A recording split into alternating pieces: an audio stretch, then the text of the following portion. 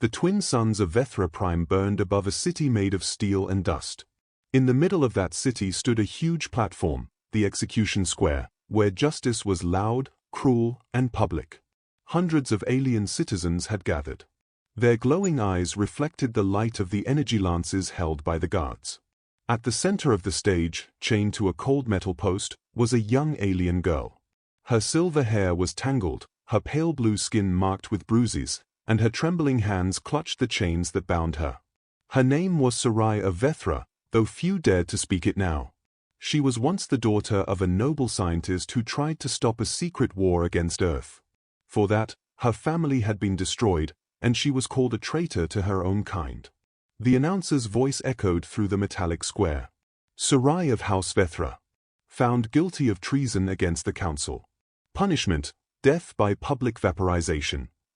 The crowd roared in approval. Some threw dust. Others shouted alien curses. Among them stood a human, hidden under a hood, Elia Kane, a simple engineer from Earth who had been sent to repair starport machinery. He had seen many cruel things during his travels across alien worlds, but something about this felt different. He didn't know why his chest tightened when he saw the girl. Maybe it was the fear in her eyes. Maybe it was the way she tried to look brave while her world turned against her. A guard raised his plasma spear.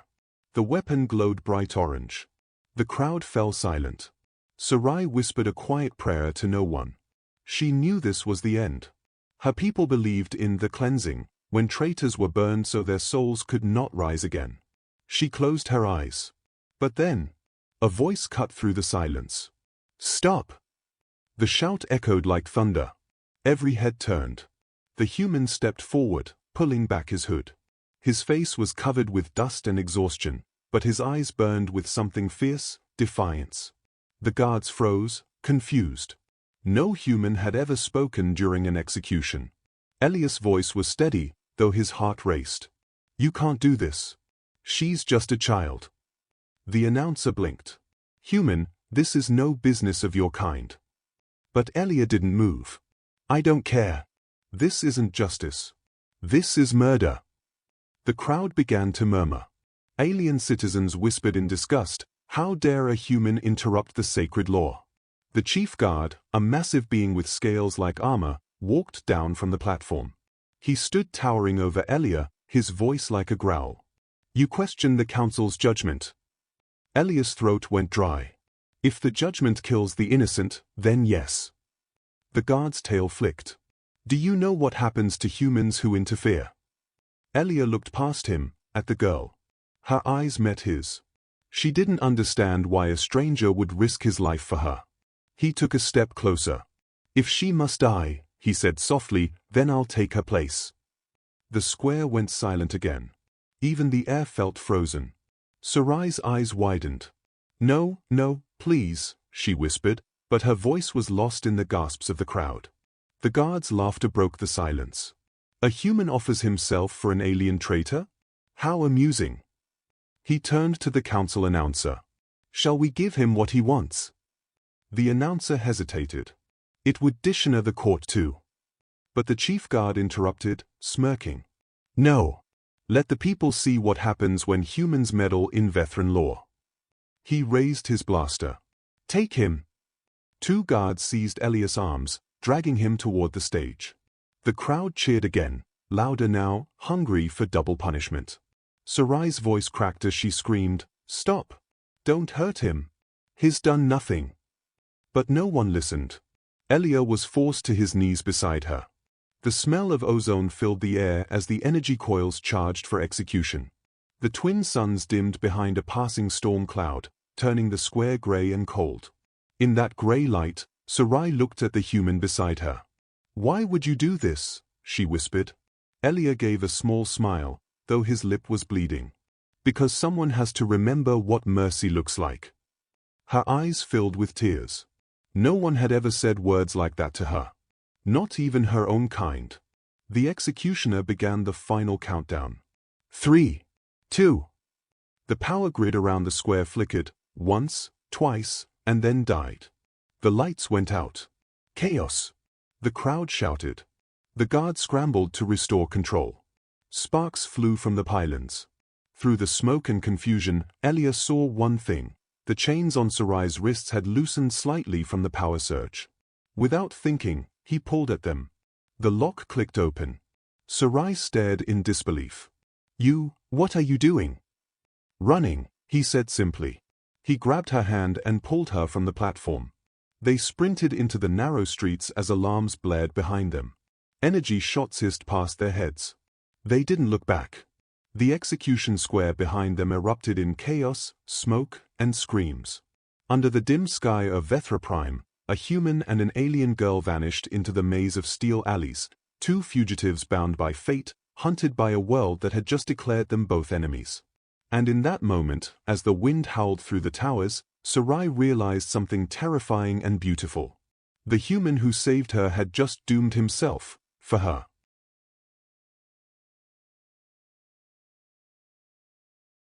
The night swallowed the two fugitives as they ran through the narrow steel alleys of Vethra Prime. Rain fell like molten silver, hissing as it touched the glowing pavement. Every siren, every echo, every flicker of light made Elia Kane's heart pound harder. Behind him, Sarai stumbled, still weak from days of imprisonment. "Keep running," he urged. "Don't stop, no matter what happens." But she couldn't. Her legs gave out near an abandoned transit tunnel, and she collapsed, gasping for breath. Elia turned back, sliding beside her, his chest rising and falling fast. "Why?" she whispered through the rain. "Why did you help me?" He looked at her for a long second. The rain dripped from his hair, from the edge of his jaw. "Because someone needed to." That was all he said. But something in the way he said it made her heart ache. They hid inside the tunnel for hours, listening to patrol ships sweep above. Through the cracks, blue searchlights cut across the wet concrete like knives. Sarai wrapped her thin arms around herself. "You don't understand," she said softly. "They'll never stop. The council declared me a symbol of rebellion. Anyone who helps me dies." Elia gave a tired smile. "Then I guess I just signed my own death warrant." She turned her face toward him. "You can still leave me." He shook his head. "Not happening." For a moment, silence filled the space between them, broken only by the dripping rain and the hum of a dying world. By dawn, the patrols had multiplied. The fugitives' faces were projected across every holoscreen. Wanted, the human savior and the traitor princess. Reward, 100,000 credits. They couldn't hide forever. And when the patrol bots finally cornered them at the city's edge, there was nowhere left to run. A dozen metallic wings hovered above. A sharp voice from the loudspeaker thundered. "Surrender, human. You've interfered with council law. Execution is your sentence." Elia stepped forward slowly, hands raised. His mind raced. "Take me," he said, "but let her live." Sarai's voice broke. "No, Elia, don't." But it was too late. The guards seized him and threw him before the Council of Vethra, a circle of cold, shining faces watching from elevated thrones. The hall was enormous, black marble floors, burning blue torches, and ancient carvings of alien kings. At the center, Sarai stood in chains again, her eyes hollow but burning. The High Chancellor, tall and serpent-like, glared down. "The human dares to interfere. Tell us, why should your life be spared?" Elia raised his head. "Because you're punishing the wrong one. She tried to stop your war. You call that treason? On my world, we call that courage." Murmurs rippled across the chamber. The Chancellor leaned forward. "And what will you give for this courage you speak of?" Elia swallowed hard. "Anything." The word echoed. The Chancellor smiled cruelly. "Very well. You may purchase her life. The price, 200,000 plasma credits." The crowd gasped. That was more than any human could earn in a lifetime. Sarai's voice trembled. "You can't. You'll never afford that." But Elia didn't answer. He just looked at her, then nodded at the Chancellor. "I'll find a way." For the next 2 days, he did the impossible. He sold his transport ship, his navigation AI, even the translator crystal that allowed him to speak Vethran.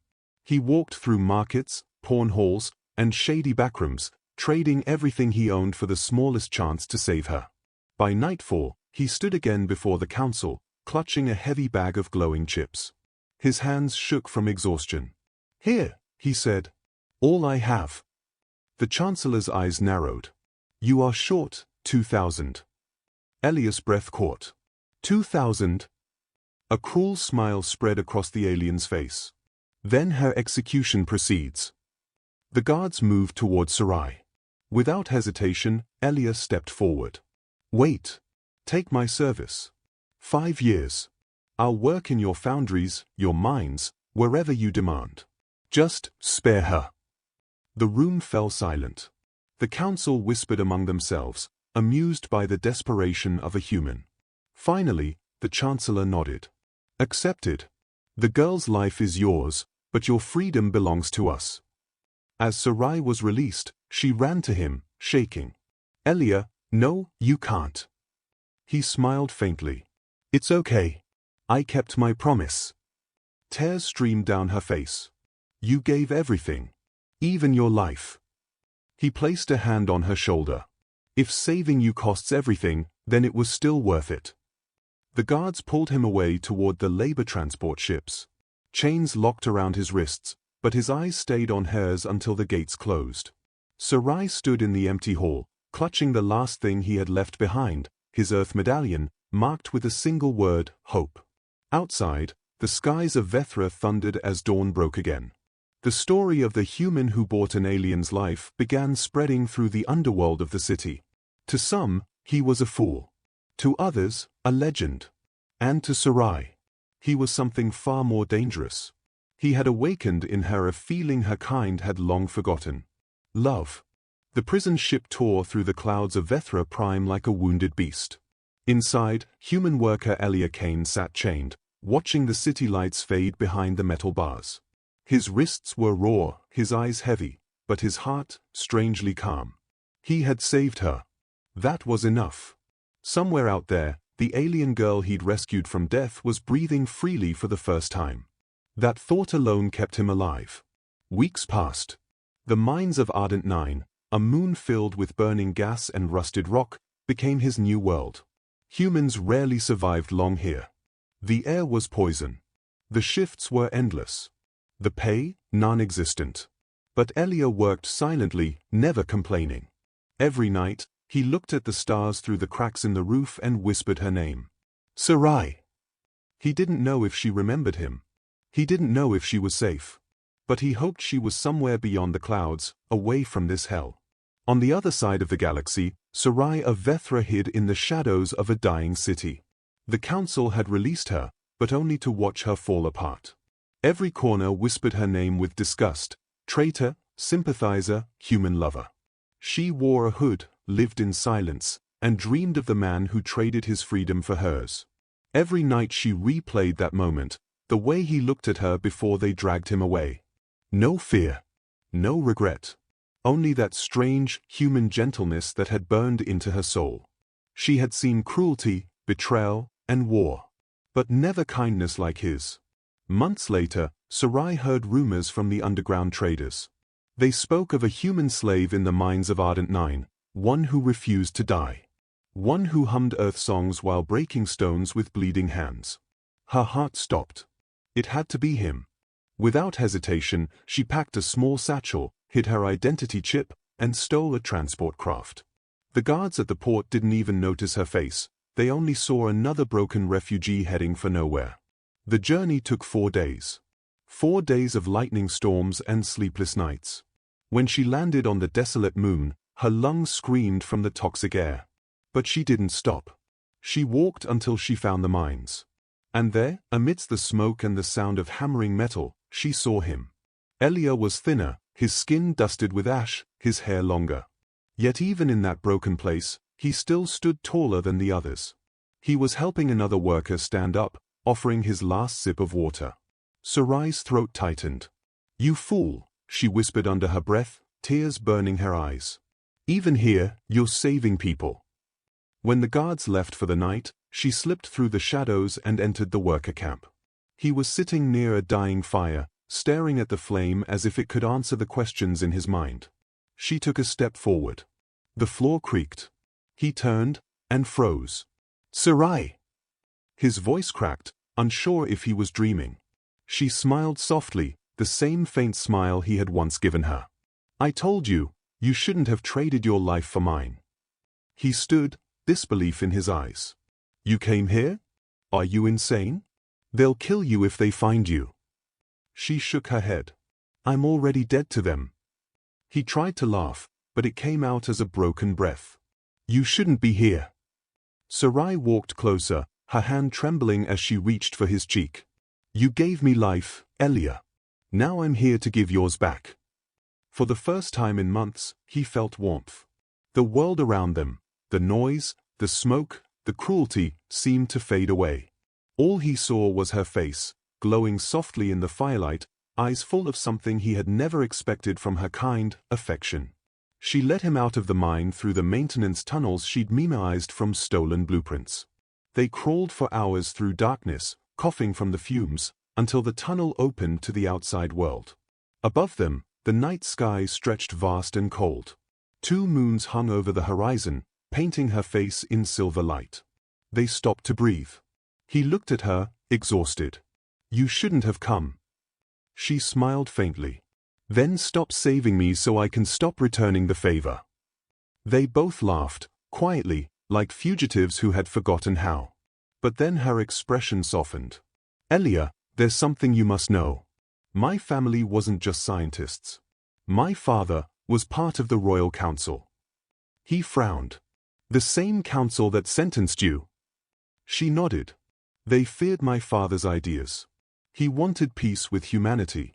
I tried to continue his work. That's why they called me a traitor." Elia stared into her eyes. "So, you risked your life for peace. Guess we both made terrible choices." "Or maybe," she whispered, "we made the only right ones." A distant explosion echoed. "Patrol ships." She grabbed his arm. "We have to move, now." They ran across the red plains as searchlights swept behind them. The wind howled, carrying the sound of sirens. And as they ran, Elia realized something. He wasn't just saving her anymore. She was saving him too, from a galaxy that had forgotten what it meant to care. Under the twin moons, their shadows ran together, side by side, 2 fugitives, 2 hearts, 1 impossible love. And somewhere deep inside the darkness, Sarai made a silent vow. "I will never let them take him again." The desert of Duro 9 stretched endless and gold, a sea of dust beneath 2 burning suns. No trees. No sound. Only the wind, whispering stories of the dead. Elia and Sarai walked for hours, their footprints the only marks of life in that wasteland. The stolen shuttle had crashed miles behind them, half buried in sand. Its engines smoked quietly like a dying beast. Elia's oxygen mask cracked halfway through the journey, forcing him to share hers. She protested, but he only smiled, pressing the tube toward her. "You breathe first. Always." She wanted to argue, but his tone made her silent. By dusk, the twin suns began to sink, painting the dunes in blood-orange light. They found shelter in the ruins of an ancient outpost, a dome half-collapsed and buried by centuries of wind. Inside, the air was cooler. Shadows danced along the cracked walls. Sarai knelt near a broken console and managed to spark a weak blue flame.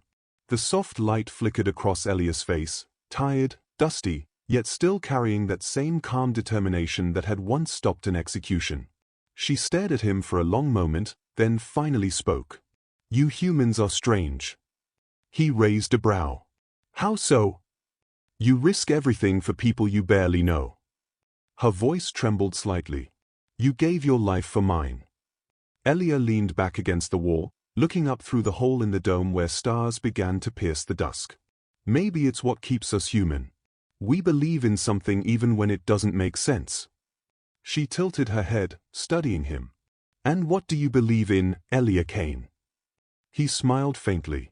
"Right now? That you deserve a second chance."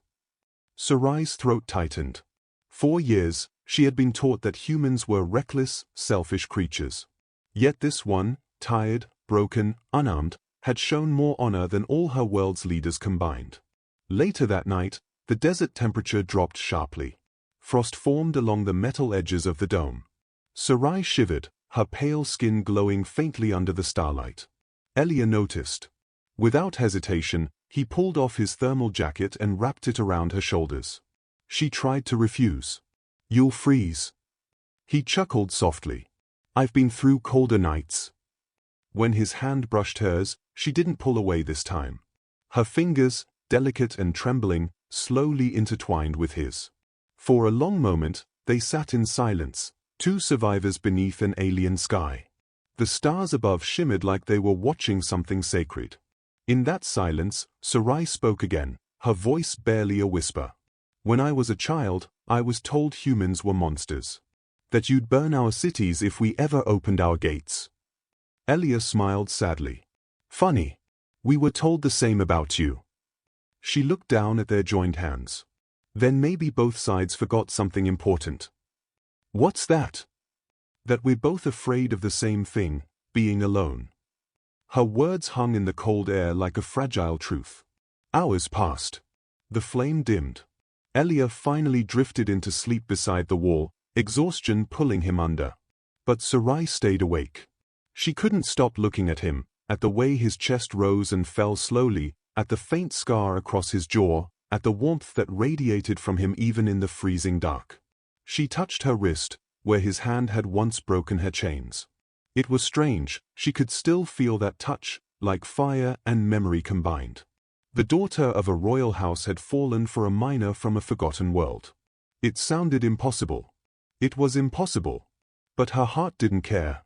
She reached out, brushing his cheek with her fingertips. "You're going to destroy everything I was taught to believe," she whispered. Outside, the wind howled softly, carrying her words into the night.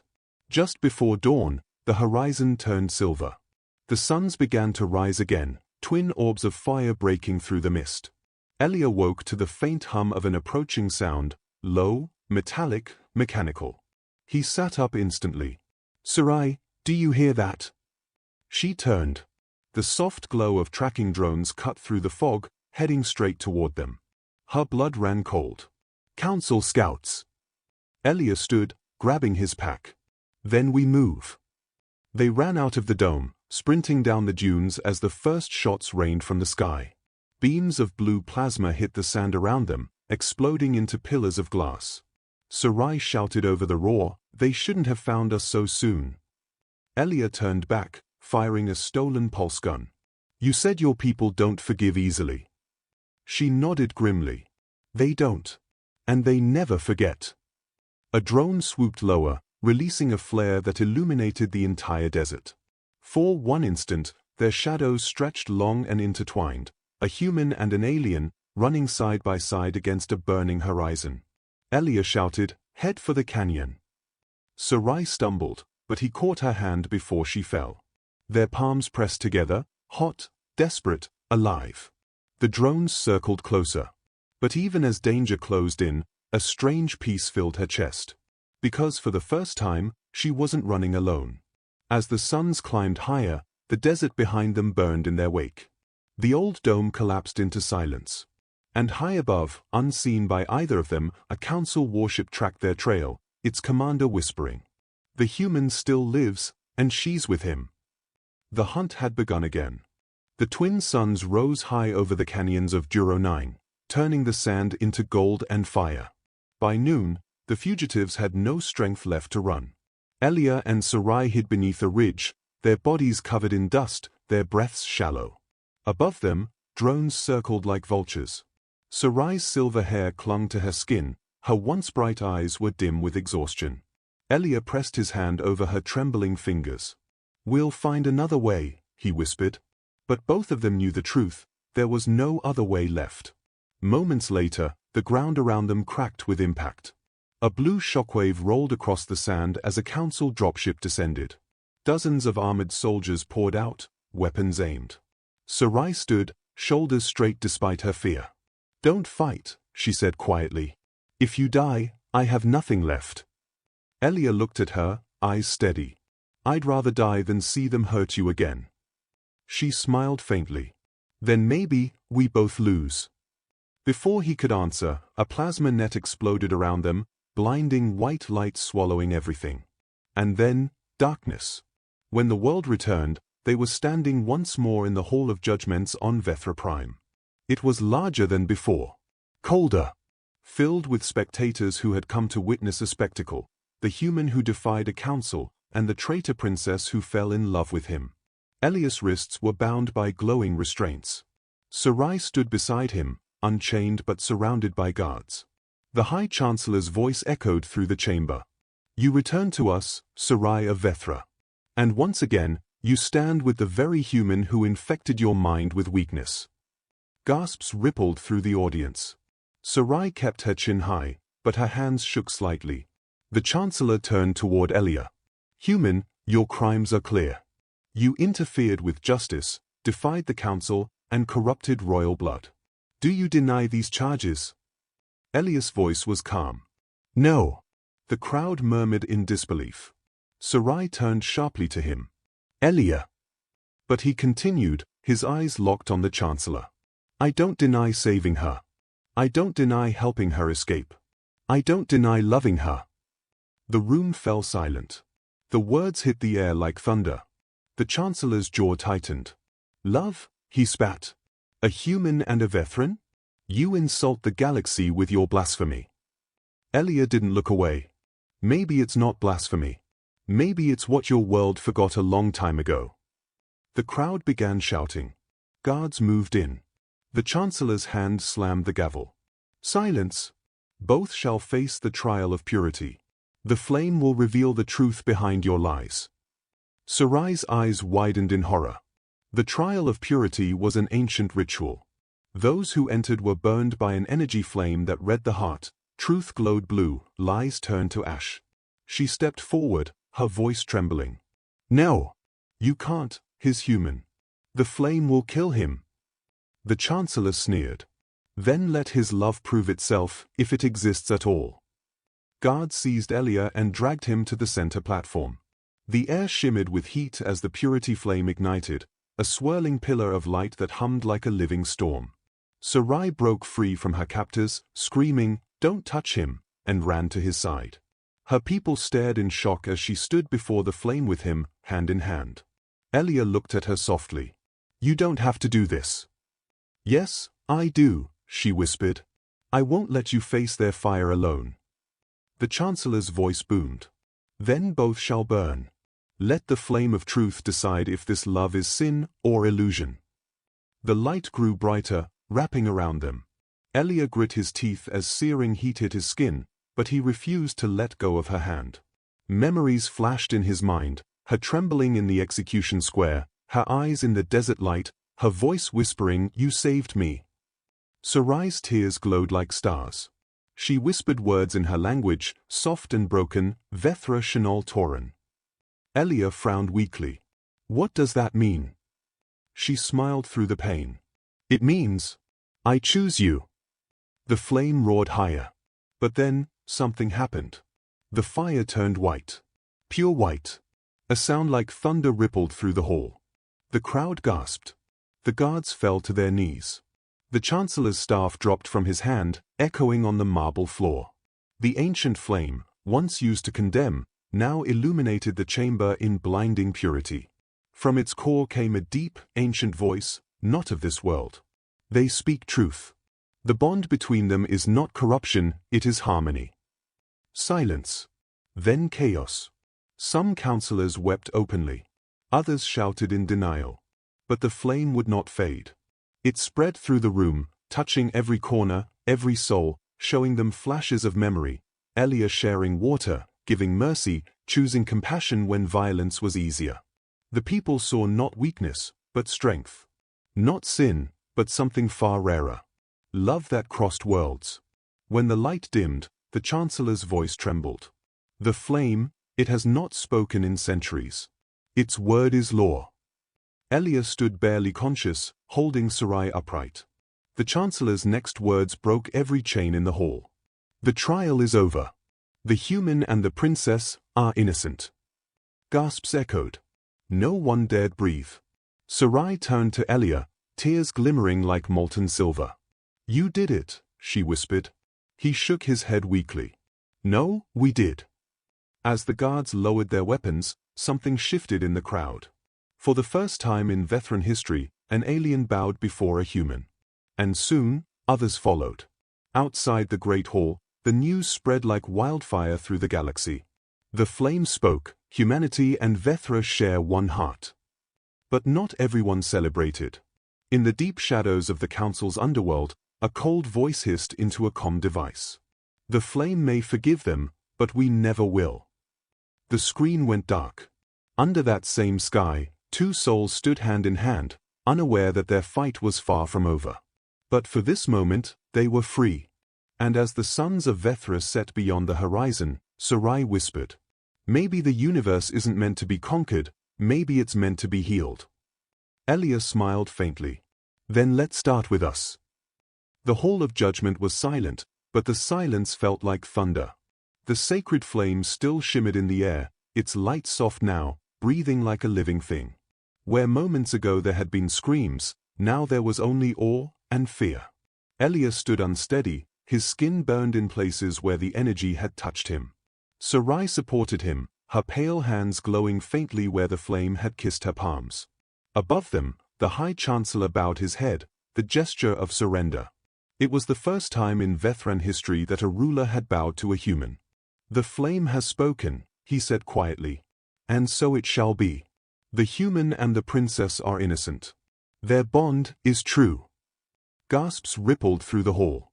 Some wept. Others whispered curses. And far in the back, a cloaked figure turned and left, silent, furious. Outside, the crowd that had once demanded death now watched in stunned silence as the doors opened. When Elia and Sarai stepped into the light, the twin suns broke through the clouds, scattering gold across the marble steps. For a moment, the galaxy seemed to pause. A human and an alien princess, hand in hand, walking down the stairs of judgment. The people who had once thrown stones now dropped to their knees. Not in worship, but in shame.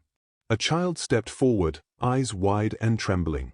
In his small hands, he held a wilted blue flower, a Vethran peace blossom, once banned during wartime. He offered it to Sarai. "Is it true?" he asked softly. "Humans can love us." Sarai knelt down, taking the fragile flower with both hands. "It's true," she said gently. "And it's stronger than any law." That moment spread across the stars. News feeds lit up. Old enemies whispered of change. And in the deep archives of the flame, a 1,000-year prophecy flickered awake, one that spoke of a time when two hearts from different worlds would ignite the dawn of unity. But not everyone welcomed the dawn. Far from the city, in the cold dark of orbit, a council warship hovered, silent and watching. Inside, the Shadow Regent, long thought dead, stood before a screen replaying the trial. Her eyes were like frozen glass. "The flame has been manipulated," she hissed. "No human can carry such purity." Beside her, an officer bowed.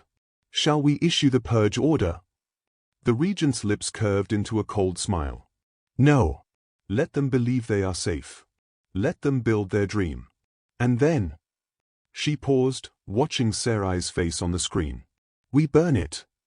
Meanwhile, on the surface, Elia and Sarai were escorted to the royal gardens, the same place her father once designed before the war. The air smelled of rain and metal. Bird-like drones floated above, recording every moment for the galaxy to see. Elia sat beside a fountain, his reflection broken by ripples. His eyes looked distant, heavy. Sarai knelt beside him. "What are you thinking?" He exhaled slowly. "That peace might be harder than war." She tilted her head, curious. "When you fight," he said, "you only need courage. But when you try to heal what's broken, you need everyone's heart. And not everyone wants to heal." Her gaze softened. "Then we start small. We start with ours."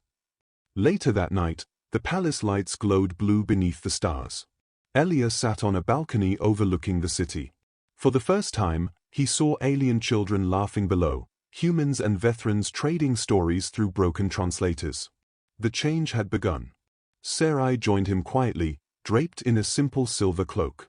She looked nothing like a princess, more like a survivor who had finally found air to breathe.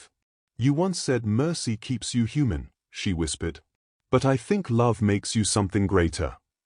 He smiled faintly, eyes still on the horizon. And you make it look easy. She laughed softly. Easy?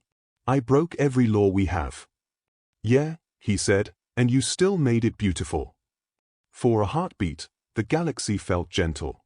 The light from the flame still lingered over the palace like a faint halo, pulsing slowly, alive, aware. But then, the light flickered.